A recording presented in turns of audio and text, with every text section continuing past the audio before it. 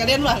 Ya, jadi gini, dalam hukum formil kita ya, perpanjangan masa tahanan yang 30 hari ya, yang kemarin itu hal yang wajar, karena itu diatur dalam hukum acara pidana kita ya, sebagaimana pasal 29 ayat 1 huruf B, seperti itu.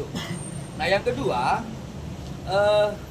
ada informasi yang beredar yang kami dengar juga bahwa perpanjangan masa tahanan ini dengan P19 bolak-balik itu karena kurangnya alat bukti.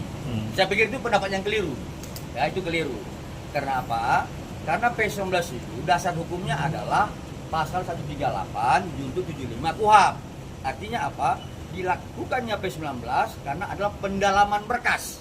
Ya, berkas terhadap keterangan saksi, keterangan pelapor dan sebagainya.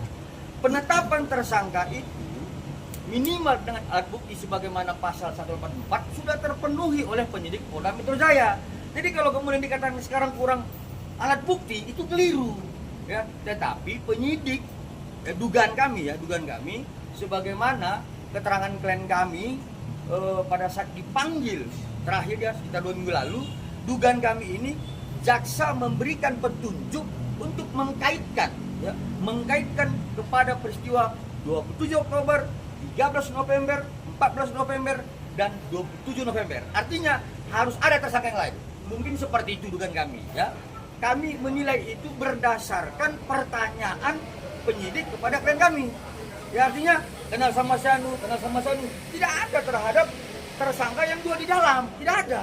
Ya, kalaupun ada hanya sebatas kenal sama tersangka NM, IM, kenal. Itu aja. Tetapi terhadap pembuktian kejahatan mereka tidak ada. Ya, lebih kepada dua saksi yang lain. Ya, terhadap inisial O dan inisial S. Seperti itu. Tapi menunggu dulu dua pelapor ini untuk jadi tersangka dulu baru akhirnya bisa. Bukan seperti itu. Menunggu agar penyidik memanggil kembali si saksi dengan inisial O dan inisial S untuk dimintai keterangan berdasarkan petunjuk jaksa. Menurut kami seperti itu. Tapi itu belum terjadi berarti bang. Belum terjadi sehingga dilakukan perpanjangan 30 lagi. Ya, kalau sudah terjadi itu udah PD1. Seperti itu. Berarti pihak DRG sendiri meminta agar penyidik kembali memanggil dua orang itu ya. Oh iya dong. Karena kami kan sudah dipanggil, pihak klien kami sudah dipanggil, saksi-saksi dari klien kami sudah dipanggil, tinggal saksi yang seharusnya yang dilaporkan oleh klien kami terhadap 4 peristiwa hukum tadi yang kami sebutkan itu belum dipanggil, seharusnya itu dipanggil. Nah akhirnya kalau sudah dipanggil, saya yakin.